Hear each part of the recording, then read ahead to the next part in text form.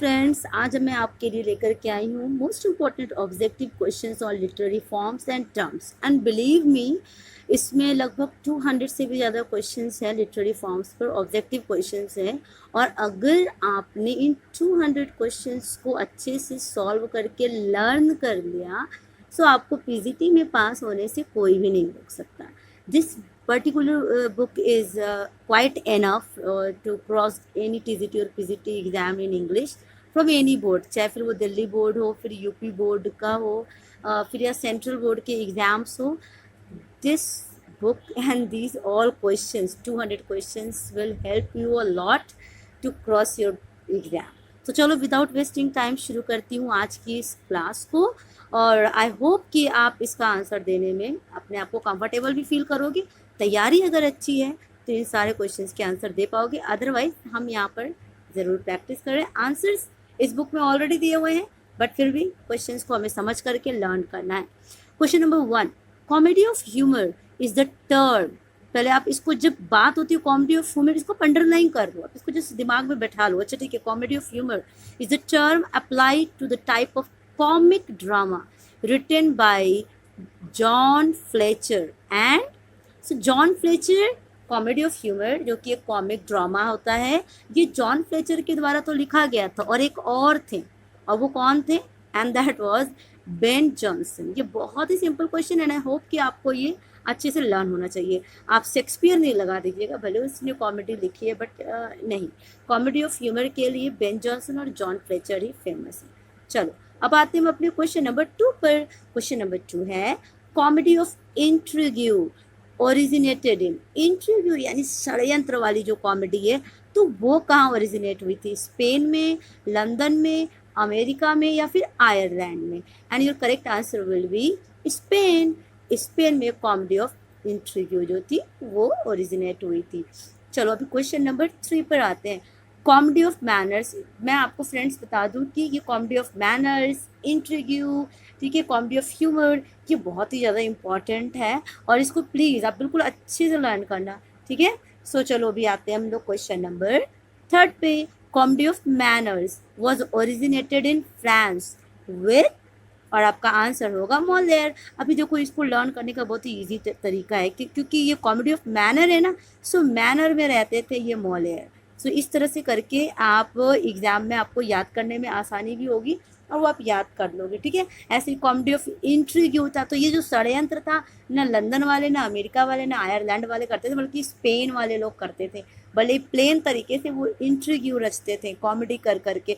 तो ऐसे करके इन दोनों को एकदम अच्छे से याद कर लेना। बेन जॉनसन, क्योंकि आप लिटरेचर की स्टूडेंट हो तो आपको लर्न होगा ही होगा कि कॉमेडी ऑफ ह्यूमर जो है वो बेन जॉनसन से रिलेटेड है। क्वेश्चन नंबर 4 पर आती हूँ विदाउट वेस्टिंग योर टाइम। चलो अभी देखते हैं क्वेश्चन नंबर 4 क्या है। हु सेड, किसने कहा था, correction of social absurdities must at all times be the matter of true comedy. So देखिए, किसने कहा था कि जो हमारे जो सोसाइटी में जो अपवादें हैं, जो एक दूसरे के में जो हम लोग कमियां निकालते हैं, तो ये रेक्टिफाई होनी चाहिए, ये क्लियर होनी चाहिए। और ये हम रेक्टिफाई कैसे कर सकते हैं? एक ट्रू कॉमेडी के द्वारा, यानी हम कॉमेडी शो दिखा करके हम कहीं ना कहीं सोसाइटी में जो बुराइयां हैं ना, उनको हम कॉमेडी के थ्रू ये दिखा सकते हैं कि भाई ये चीज़ आप गलत करते हो, ये चीज़ सही नहीं है। और ये बात किसने कही थी? इसका आंसर है ऑप्शन डी, मॉलियर। अच्छा देखो, कैसे मॉलियर याद करो, क्योंकि मॉलियर जो थे वो कॉमेडी ऑफ मैनर्स वाले आदमी थे। भाई वो मैनर की बात करते थे कि भाई कॉमेडी भी करो तो थोड़ा मैनर के साथ करो, थोड़ा ढंग से करो। तो जाहिर सी बात है, उनके कॉमेडी का मेन जो ऑब्जेक्ट जो था, उद्देश्य, वो यही था कि भाई सोसाइटी में जो एब्सर्डिटीज़ हो उनमें करेक्शन आना चाहिए। आई होप कि फ्रेंड्स ऐसे आपको हमेशा याद रहेगा और आप एग्जाम में गलत नहीं करके आओगे। चलो क्वेश्चन नंबर 5 देख लो। कॉमेडी ऑफ मैनर्स, अब जब भी मैं मैनर की बात कर रही हूँ, बस तुरंत आपको मॉलियर, आपको एकदम दिमाग में लाना है। M for Moliere and manners flourished in a particular period of England. Which period is it? So आपको पता है वो कौन सा पीरियड था? क्योंकि बात देखिए मैनर की है, ठीक है, तो आपको मतलब सोशली जो बुराइयां हैं वो ख़त्म होनी चाहिए। और ये सब चीज़ें हमारे किस एरा में हुई थी? रेस्टोरेशन पीरियड में। रेस्टोरेशन पीरियड ही उसी चीज़ के लिए था कि सोशल रिफॉर्म आने चाहिए, है ना। सोशल रिफॉर्मेशन से रिलेटेड जो भी ड्रामाज लिखे गए, स्टोरीज लिखे गए, पोएम लिखे गए, वो रेस्टोरेशन पीरियड में लिखे गए थे। इसलिए कॉमेडी ऑफ मैनर्स जो था वो इंग्लैंड में रेस्टोरेशन पीरियड में ही फ्लोरिश्ड हुआ था, है ना। कितना ईजी इसको लर्न करना। चलो अभी आते हैं अभी क्वेश्चन नंबर 6 में। अभी तक हो सकता है टफ रहा होगा, बट अब नहीं होगा। Congreve and Etherege are the writer of comedy of humour, और या फिर comedy of manners, comedy of situation, या फिर नन ऑफ दीज। और हमारा आंसर होगा कॉमेडी ऑफ मैनर्स। जी, कॉन्ग्रीव और जो एथर्स जी तो थे, ये कॉमेडी ऑफ मैनर्स के लिए काफ़ी ज़्यादा फेमस थे। उन्होंने कई कॉमेडी वर्क ऑफ आर्ट ऐसे लिखा है कॉमेडी ऑफ मैनर्स पर। उसको भी आप जरूर लर्न कर लेना, उसको अभी यहाँ पे डिस्कस करने का टाइम नहीं है। अभी हम सिर्फ क्वेश्चंस को सॉल्व करेंगे। चलो अब आती हूँ अपने क्वेश्चन नंबर 7 पर। अ फैंसीफुल इमेज, समझ सकते हो, फैंसीफुल यानी काल्पनिक एक इमेज बना लो, ठीक है। और startling comparison is known as, ठीक है। एक स्टार्टलिंग कंपैरिजन होता है, मतलब आप एक स्टार्टलिंग कंपैरिजन का मतलब ये होता है ना कि जो चीज़ आपके सामने है नहीं और आप उसको कंपेयर कर रहे हो, तो उसको हम क्या बोलेंगे, उसके लिए आप क्या वर्ड यूज़ करोगे? आइडेंटिटी, कॉन्सिएट, राइट, सॉरी, इमेजरी, या फिर मेटाफर। बताओ आपका आंसर क्या हो। मैं आपको बताती हूँ आंसर, और हमारा जो आंसर होगा दैट विल बी कॉन्सेप्ट, ठीक है। सो कॉन्सेप्ट क्या होता है? फार फेस्ड इमेजेस होते हैं, ठीक है। तो जो हम फार फेस्ड जो इमेजिनरी जो मतलब एक होता है ना कि जो चीज़ें आपके सामने नहीं, जैसे कि जॉन डन की अगर आप पोएम देखोगे तो उन्होंने कॉन्सेप्ट का बहुत ज़्यादा यूज़ किया है। फिलहाल नो डिस्कस एट ऑल, सिर्फ और सिर्फ फोकस करना है क्वेश्चंस पर। लर्न कर लेना अच्छे से। फैंसीफुल इमेज की बात जो होती है तो वो हमेशा सिर्फ कॉन्सेप्ट वर्ड को लेके होती है। इमेजरी, आइडेंटिटी, मेटाफर, इसका इससे कोई मतलब नहीं। This question is most important. The struggle between two characters और two forces is known as, अगर आपने क्रिटिकल थ्योरी अच्छे से पढ़ी होगी ना फ्रेंड्स, तो बिल्कुल अच्छे से कर लोगे। स्ट्रगल हो रहा है बिटवीन टू कैरेक्टर्स या टू फोर्सेस के बीच होता है, तो वो स्ट्रगल होगा नहीं, फाइटिंग होगी नहीं, और हमारा आंसर होगा ये कॉन्फ्लिक्ट, ठीक है। तो आप कॉन्फ्लिक्ट लगाना, ये ध्यान रखना, ये नहीं कि दो लोग के बीच में हो रहा है चलो झगड़ा हो रहा है स्ट्रगल लगा दें, ऐसा नहीं। अब यहाँ पर देखते हैं, कॉन्फ्लिक्ट में भी टू काइंड्स, ठीक है। कॉन्फ्लिक्ट टू टाइप्स के होते ही हैं, आउटर एंड क्या होगा? अब आउटर एंड इनर है, बस इनर होना है। इंट्रोवर्ड एक्सटर्नल वर्ड यूज ही नहीं है। अभी एक प्रकार से ये आपका देखो ये एंटोनिम्स का भी काम कर रहा है, आउटर एंड इनर, ठीक है। चलो अभी क्वेश्चन नंबर अभी 10 पर आती हूँ। क्वेश्चन नंबर 10 क्या है? डेनोटेशन इज द, सो डेनोटेशन इज क्या है, क्या होता है ये डेनोटेशन? ध्यान से देख लो इस वर्ड को, मैं ऐसे राउंड कर दे रही हूँ, सर्कल, ठीक है। डेनोटेशन क्या होता है? Accepted meaning of the word, non accepted meaning of the word, conclusion, या फिर नन ऑफ दिस, ठीक है। क्या होना है? जनरली कंक्लूजन लगा करके आते हैं बहुत से स्टूडेंट्स। और फ्रेंड्स मैं बता दूं, टाइम नहीं वेस्ट करना है।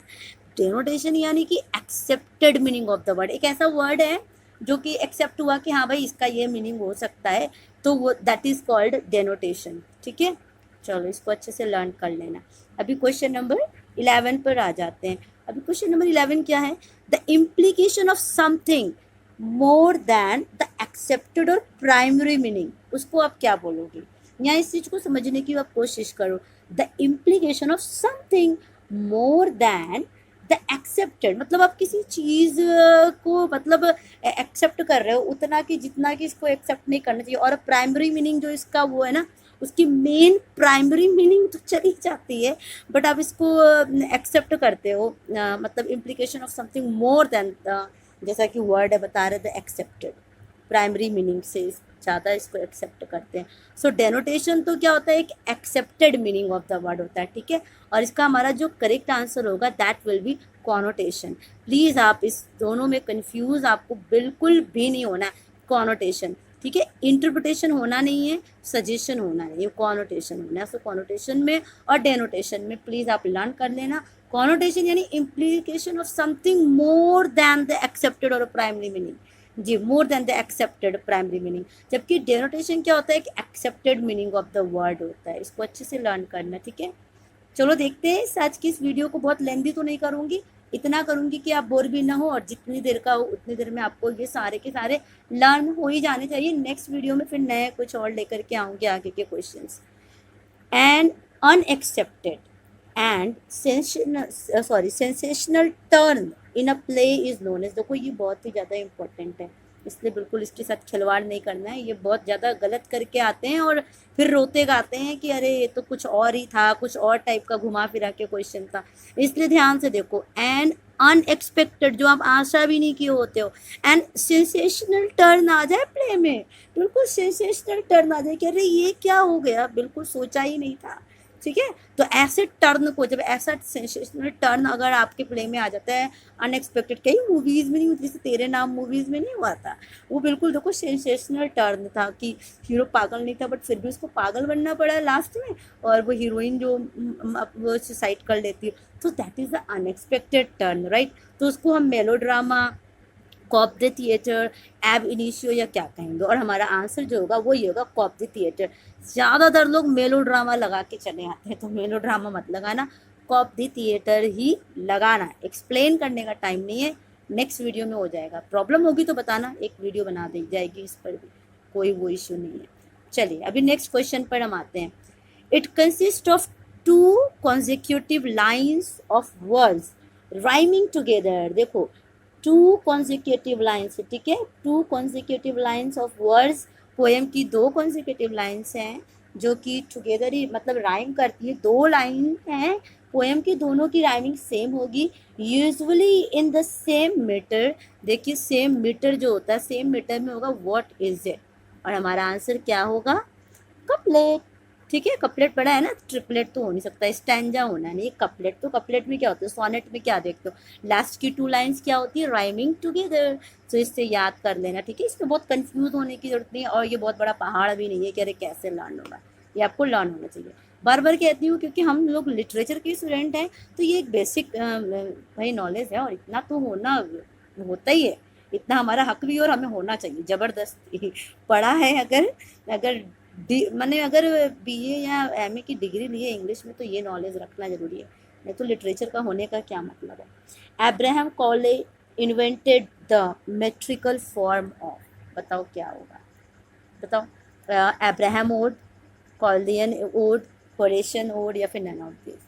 तो चलो विदाउट वेस्टिंग टाइम बताती हूँ, आंसर होगा आपका कॉवलियन ओड, ठीक है, क्योंकि अब्राहम ओड सोचते चलो अब्राहम का नाम है पहले अब्राहम ओड कर दें, थोड़ा सुनने में भी कुछ कुछ बोलते हैं, अरे सुनने में थोड़ा अब्राहम कोड अच्छा लग रहा था, अरे नहीं ऐसा है, अब्राहम ओड और कोड सॉरी, सो अब्राहम ओड सुनने में अच्छा लग रहा था ना, बट आंसर नहीं है, आंसर देने में आपका कॉवलियन ओड ही अच्छा है, इसलिए आप अच्छा और सही आंसर दे के आना।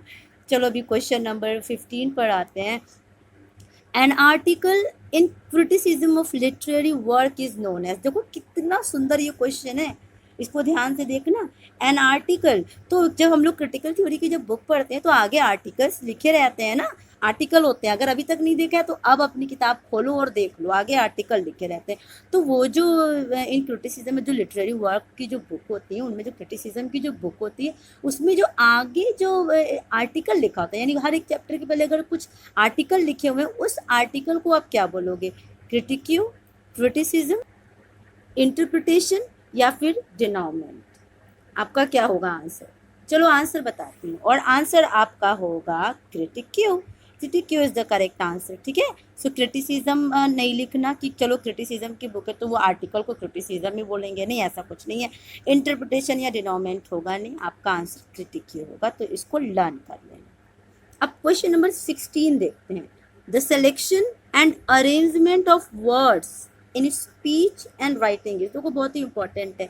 आप देखो क्या क्या क्वेश्चन क्या कह रहे हैं, the selection and arrangement of words, यानी जो वर्ड्स हैं आपने कैसे वर्ड्स का सिलेक्शन किया है और कैसे उनको अरेंज किया है, किस चीज़ में, अपने स्पीच में भी और अपने राइटिंग में भी, तो उन्हें हम क्या बोलेंगे ऐसे अरेंजमेंट को, लैंग्वेज, पैशन, फिक्शन या डिक्शन, और आंसर क्या होगा, डिक्शन बोलते ना। इसका डिक्शन बहुत टफ है, इसका डिक्शन बहुत इजी है, ठीक है, इजी टू अंडरस्टैंड है, इजी टू लर्न है।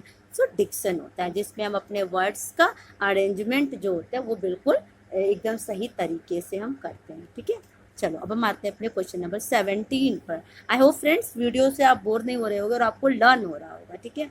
एक एक चीज़ को लर्न करना है, इतना टाइम नहीं है अब आपके पास कि आप रोज रोज का आपको एकदम लर्न करना है, ठीक है। एक ही बार में थोड़ा सा फोकस दे दो भाई, और थोड़ा सा समझ लो और दिमाग में उसको बैठा लो, और उसके बाद फिर दोबारा एक बार और वीडियो को देख करके रिवीजन कर लेना। मेरे आंसर देने से पहले खुद आंसर दे देना। हाँ, चलो क्वेश्चन नंबर 17 देखते हैं। Forceful verbal attack, forceful verbal attack है ये, जी हाँ, वाणी आक्रमण है, वाणी से आक्रमण करते हो। और क्रिटिसिज्म, इसको आप क्या बोलोगे? क्रिटिक्यू, ये तो होगा नहीं, ये तो आर्टिकल को कहते हो, ठीक है, ठीक है। हाँ, डायट्राइब, ह्यूमिलिएशन या फिर कैथारसिस। अब देखो अभी क्या होगा कि अगर किसी कोई एग्जाम में ये लगा सकता है, बट अगर आपको अभी तो लर्न करवाया तो आप ये नहीं लगाओगे, ठीक है। ह्यूमिलिएशन लगेगा कि हाँ भाई मुझे बड़ा ह्यूमिलिएट कर रहा है, अपने शब्दों से लगा दोगे तो ये गलत हो जाएगा। कैथारसिस होना नहीं है, ठीक है। हमारा आंसर जो होगा that will be answer B, diatribe, ठीक है। सो डायट्राइब का मतलब होता है जब फोर्सफुली आप किसी के ऊपर वर्बली अटैक कर रहे हो, क्रिटिसिज्म कर रहे हो, वो चीज़, ठीक। चलो अभी क्वेश्चन नंबर 18 पर आते हैं। टू रिटन और स्पोकन वोवेल्स, ध्यान रखो, टू रिटन, दो लिखे हुए या फिर बोले हुए vowels pronounced in one syllable, और उन्हें हम वन ही सिलेबल में अगर हम प्रोनाउंस्ड करेंगे तो उन्हें हम क्या करेंगे?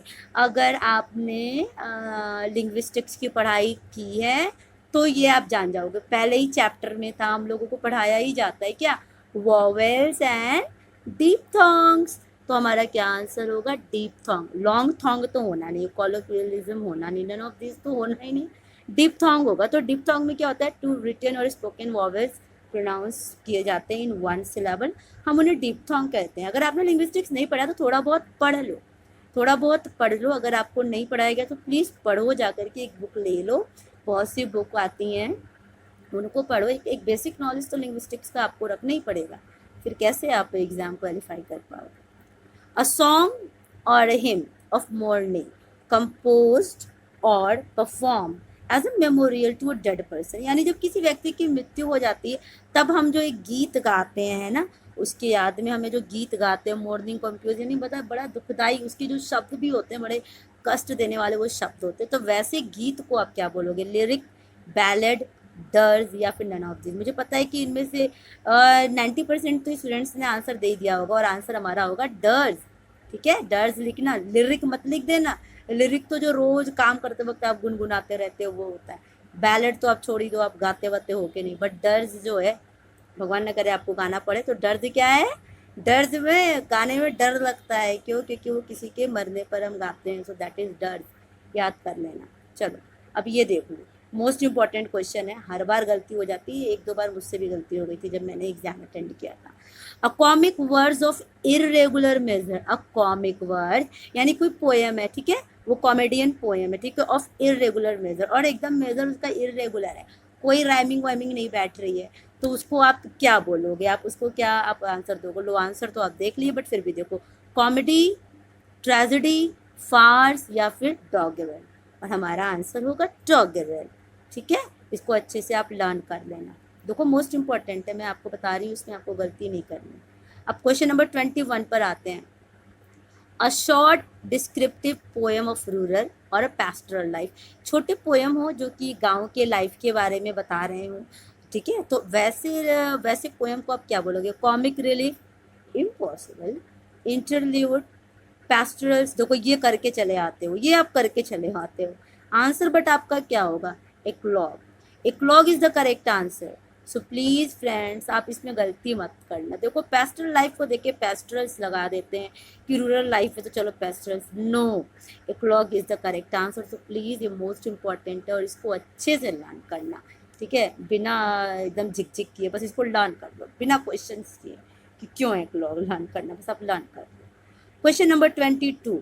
Omission of a sound between two words, usually a vowel, and the end of one word or the beginning of the next is known as, बताओ आप इसका क्या आंसर दो? बहुत ही इंपॉर्टेंट है, मोस्ट इंपॉर्टेंट है। आधे लोग के तो सिर के ऊपर से उड़ गया होगा, भगवान क्वेश्चन ही क्या बनाया, कुछ समझ में नहीं आ रहा। ध्यान से देखो, ऑमिशन ऑफ अ साउंड, यानी एक साउंड का ऑमिशन यानी कि गायब हो जाएगी, वो साउंड ही गायब हो जाएगी। कब? बिटवीन टू वर्ड्स, दो वर्ड्स अगर हैं तो उनमें से क्या होगा, उसकी वो जो साउंड है वो गायब हो जाएगी। यूजुअली अ वॉवेल, जनरली जो वॉवेल वाला वर्ड होगा वो गायब, उसकी साउंड गायब कर दी जाती है। And the end of one word, या फिर किसी वर्ड के एंड में अगर वो जो वर्ड है, और the beginning of the next, या फिर दूसरे की शुरुआत हो रही है तो भी। तो ऐसे हम वर्ड को बोलेंगे क्या? ओमिशन, एलिसन, साइलेंट साउंड, या फिर नन ऑफ दीज। और हमारा आंसर क्या होगा? Elision. Elision is the correct answer. ठीक है। अच्छा चलो, अभी सोच रहे होगे कि कैसे ऑमिशन या फिर कैसे साइलेंट। यही देखो, जैसे मैंने यहाँ पे पढ़ा क्या, नन ऑफ दीज। अब यहाँ पर ई वर्ड है ना, बट मैंने इसको प्रोनाउंस तो नहीं किया है ना, दीजे तो नहीं किया है ना, दीजी तो नहीं किया ना, ये ई क्या है, ये साइलेंट है, इसको हम प्रोनाउंस नहीं कर रहे हैं। ठीक है। एक्चुअल में तो ये फ्लॉसी वॉवेल भी है, इसकी वीडियो बनी हुई है फ्लॉसी वॉवेल की, हो सके तो देख लेना, समझ जाओगे कि क्यों नहीं इसको प्रोनाउंस करते हैं। तो जहाँ पर ऑमिशन ऑफ साउंड हो रहा है स्पेशली अगर वॉवेल्स का, तो हम उसको बोलते हैं इलिसियन, और इसको आप लर्न कर लेना। अब देखिए क्वेश्चन नंबर 23 जो है वो क्वेश्चन नंबर 22 से बिल्कुल भी अलग है। अलग क्या है? देखो, ओमिशन और suppression of parts of words है। यहाँ पर क्या था? अ साउंड बिटवीन, बिटवीन आप देख सकते हो यहाँ पर टू वर्ड्स था, राइट। लेकिन यहाँ क्या बोल रहा है क्वेश्चन? ओमिशन और suppression of parts of words, यानी कई वर्ड्स का ही जो वो मतलब समिशन हो जाए, ठीक है, सप्रेशन हो जाए, और सेंटेंस का भी सप्रेशन हो जाए, तो वैसे हम सेंटेंस को हम क्या बोलेंगे? एलिजियन, रिप्रेशन, एलिप्सिस, या फिर नन ऑफ दिस। और हमारा आंसर होगा Ellipsis. It's a humble request कि आप एलिजन में और उसके बाद एलिप्सिस में आप कंफ्यूज मत होइएगा। जब पार्ट्स ऑफ वर्ड हैं तो एलिप्सिस लर्न कर लीजिएगा, और जब एक ही साउंड है, स्पेशली टू वर्ड्स हैं, तब आप एलिजियन याद कर देना। ठीक है, एलिजियन और Ellipsis. So it's a humble request कि आप इसमें कंफ्यूज मत होइएगा। एग्ज़ाम में आता है तो ज़रूर सही करके आना। पार्ट्स ऑफ वर्ड्स अगर आपको नहीं समझ में लग रहा है, कंफ्यूज हो रहे हो कि कैसे याद करोगे, तो भाई फ्रेंड्स ऐसे याद कर लो। देखो, सिस, हाई सिस, सिस यानी सिस्टर। ठीक है, तो सिस्टर्स हमेशा दो सिस्टर्स थी। पार्ट्स ऑफ वर्ड्स याद कर लो कि भाई सिस्टर्स जो थी वो दो थी, साथ में रहती थी। तो एलिप्सिस करके ऐसे याद कर लोगे ना, तो याद रहेगा कि सिस्टर्स थी भाई, पार्ट्स ऑफ वर्ड्स। ठीक है, और एलिजियन यानी एक ही था, बस दो वर्ड्स थे। तो ये इस तरह से आप लर्न कर लेना। Now come to question number 24। ये भी बहुत ही इंपॉर्टेंट, मैंने अब आपको बताया कि मैं फिलहाल इस चैप्टर में लगभग 200 से भी अधिक क्वेश्चंस हैं, और सभी मोस्ट इम्पॉर्टेंट है। फिलहाल क्वेश्चन नंबर 24 पर आते हैं। A correction bye एमेंडिंग। एमेंडिंग समझते हो ना, सुधार करना। ठीक है, करेक्शन बाय एमेंडिंग, अगर आप कोई चीज़ में करेक्शन कर दे रहे हो, और correction resulting from critical editing, यानी क्रिटिकल मतलब क्रिटिकल एडिटिंग में आपने कुछ किया है, करेक्शन किया है, तो वैसे करेक्शन को आप बोलोगे क्या? इम्प्रूवमेंट बोलोगे, एमेंडेशन कहोगे, रिकमेंडेशन कहोगे, या एडिटिंग कहोगे? तो अगर आप क्रिटिकल कोई वर्क है, क्रिटिकल एडिटिंग कर रहे हो, उसमें करेक्शन कर रहे हो, तो उस करेक्शन को आप बोलोगे एमेंडेशन। ठीक है, एडिटिंग बिल्कुल भी मत लिखना, इम्प्रूवमेंट भी नहीं, रिकमेंडेशन भी नहीं, हमारा आंसर होगा एमेंडेशन। ठीक, इसको आप अच्छे से लर्न करना। अब आते हैं अपने क्वेश्चन नंबर 25 पर। क्वेश्चन नंबर 25 क्या है? Understanding and entering into another's feeling. देखो कितनी अच्छी लाइन लिखा हुआ है कि अगर आप दूसरों की फीलिंग को समझते हो और उनके फीलिंग में आप एंटर करते हो, तो ऐसी फीलिंग को आप क्या कहोगे? आपको अगर ऐसी फीलिंग आती है, दूसरों की फीलिंग को समझ रहे हो, काश कि आपका एग्ज़ाम लेने वाला, आपका एग्जामिनर आपकी फीलिंग को समझ सके, है ना, और आपको बिल्कुल एकदम आपके फीलिंग के अंदर घुस सके कि भाई इसको जॉब की ज़रूरत है और ये पास हो जाए। तो ऐसे फीलिंग को आप क्या बोलोगे? इम्पैथी, सिंपैथी, होम्योपैथी, या कैथारसिस? ठीक, और आंसर क्या होगा? इम्पैथी। सिंपैथी तो बिल्कुल भी नहीं, एग्जाम में सिंपैथी आपको दिखाएगा। हाँ, होम्योपैथी दवा आपको खाने की जरूरत जरूर पड़ सकती है, कैथारसिस होगा नहीं, empathy would be correct answer. अगर मेरी बात तो थोड़ी बहुत हंसी मजाक बुरी लग रही है तो एक्सट्रीमली सॉरी, बट ऐसा इसलिए ज़रूरी है क्योंकि हम पढ़ाई को पढ़ाई जैसे करें तो अच्छा है, उसे बोझ नहीं समझना है, इसलिए थोड़ा बहुत हंसी मजाक तो ज़रूरी है। एग्ज़ाम का मतलब ये थोड़े है कि एकदम रोएं गाएं और एकदम हंसी मजाक ना करें, ऐसा थोड़ी ना होता है एग्ज़ाम। चलो क्वेश्चन नंबर 26 देखते हैं। A quotation at the beginning of some piece of writing, यानी कि अगर सम पीस ऑफ राइटिंग, अगर कुछ भी अगर पोएम लिखे गए हैं बट उनसे पहले अगर कुछ कोटेशन लिख दिए गए हैं, समझ रहे हो, कोई पोएम आपने कंपोज किया बट पोएम को पढ़ने से पहले आपने बोला कि भाई इसको पोएम को पढ़ना है, पहले ये 2 लाइन की मेरी कोटेशन पढ़ लो, उसके बाद पोएम पढ़ोगे तो अच्छे से समझ में आएगी। तो वो जो कोटेशन आप लिखते हो उस कोटेशन को आप क्या कहोगे? एपिग्राफ, प्रोलॉग, कोट्स या फिर नन ऑफ दीज? और आंसर होगा एपिग्राफ। ठीक है, उसको प्रोलॉग नहीं बोलोगे, कोट नहीं बोलोगे, भाई कोटेशन लिखा है तो मेरा कोट पढ़ लो, बोलोगे कि एपिग्राफ लिखा है, पहले एपिग्राफ पढ़ो तब मेरी पोएम समझ में आएगी। ठीक है, चलो अभी क्वेश्चन नंबर 27 पर आते हैं। और क्वेश्चन नंबर 27 है an inscription on a tombstone, most important है। यानी कि टॉम्बस्टोन तो आप समझते होगे, जो कब्र जो गाड़ी जाती है तो उसके ऊपर जो जो चीज़ें लिखी होती है ना, इंग्लिश में जो मैटर लिखे होते हैं, और monument in the memory of a person buried there, तो जो व्यक्ति उसके अंदर दफनाया गया है और उसकी याद में जो जो चीज़ें जो लाइनें लिखी रहती हैं, उन लाइनों को आप क्या बोलोगे? इंस्क्राइब, ट्रांसफर्ड, एपिथेट, एपिटैफ या फिर नन ऑफ दीज? और हमारा आंसर होगा एपिटैफ। ठीक है, एपिटैफ आप याद करना क्या होता है। इसको एपिग्राफ तो फिलहाल ऑप्शन में आएगा नहीं, एपिग्राफ में कंफ्यूज नहीं होना, एपिग्राफ को याद कर लो ना। अरे भाई ग्राफ है और क्या पैराग्राफ है, यानी आपने पोएम से पहले कुछ लिखा है कोटेशन, उसको एपिग्राफ।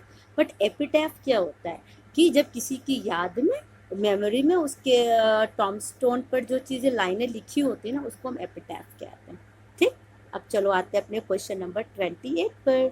और क्वेश्चन नंबर हमारा 28 है अ सॉन्ग और poem in honour of a marriage, किसी के सम्मान, शादी के सम्मान में जो गीत या पोएम गाते हैं उसको आप क्या बोलोगे? एपिथैलेमियम, वेडिंग सॉन्ग, मैरिटल स्टेटस या फिर नन ऑफ दिस? तो ज़्यादातर लोग तो वेडिंग ही सॉन्ग लगा के चले जाते हैं, भाई शादी हो रही तो शादी वाला गाना। अरे नहीं भाई, मैरिटल स्टेटस भी बहुत लोग लगाते हैं, सोचते चलो अच्छा ठीक है चलो यही लिखते हैं।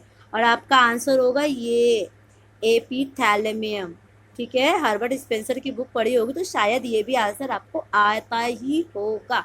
एपिथैलेमियम लगा के चले आना दोस्तों। ये आप प्लीज़ वेडिंग सॉन्ग और मैरिटल स्टेटस तो बिल्कुल भी मत लगाना, वो सब आप अपने फेसबुक पर लगाया करो। चलो क्वेश्चन नंबर 29 पर आते हैं। आई होप कि आप बोर नहीं हो रहे होगे और उबाऊ नहीं लग रहा होगा। वीडियो पसंद आ रही है तो लाइक कर दो, चैनल पर नए हो तो सब्सक्राइब भी ज़रूर कर लेना, और बताना फिर आगे की नई कुछ और भी वीडियोस इस पर ज़रूर बनाऊंगी। अगर आपका सपोर्ट मिला तो मेरे लिए भी बहुत अच्छा होगा। An inoffensive expression that is substituted for word that is considered offensive. ठीक है, एक इनऑफेंसिव एक्सप्रेशन है और that is substituted for one that is considered offensive. तो ऐसी चीज़ें जो कि ऑफेंसिव समझी जाती हैं और वैसे इसके लिए आप इनऑफेंसिव एक्सप्रेशन देते हो, तो उस एक्सप्रेशन को आप क्या बोलोगे? कॉन्स्पिरेसी, ऑफेंसिवनेस, यूफेमिज्म या फिर एफोरिज्म? और हमारा आंसर होगा यूफेमिज्म। ठीक है, इसको आप अच्छे से लर्न कर लेना। यूफेमिज्म यानी कि एन इनऑफेंसिव एक्सप्रेशन, इतना ही वर्ड आपको दिमाग में रहेगा तो आप सही कर लोगे। एन इनऑफेंसिव एक्सप्रेशन को हम बोलते हैं यूफेमिज्म, राइट। और चलो आज की वीडियो का ये लास्ट ये क्वेश्चन करती हूँ। अगली वीडियो में कुछ और नए क्वेश्चंस के साथ आऊँगी, तब तक कि 30 क्वेश्चंस का हमारा सीरीज़ होगा तो ज़्यादा अच्छा होगा। एनी एग्रीएबल यानी कि प्लीजिंग एंड हारमोनियस साउंड्स, तो जो वो साउंड जो सुनने में आपके कानों को बहुत अच्छा लगे उसको आप क्या बोलोगे? कैकोफोनी, होमोफोनी, यूफोनी या फिर नन ऑफ दीज? और हमारा आंसर होगा option C, euphony is the correct answer. So friends आज के लिए बस इतना ही। नेक्स्ट वीडियो में आऊँगी 30 मोर और क्वेश्चंस के साथ। तब तक इनको लर्न करिए और कमेंट बॉक्स में मुझे ज़रूर लिख करके बताएं कि आपको अगली वीडियोस जो है वो कैसी चाहिए और लगभग कितने क्वेश्चंस के साथ चाहिए। Bye bye and keep learning.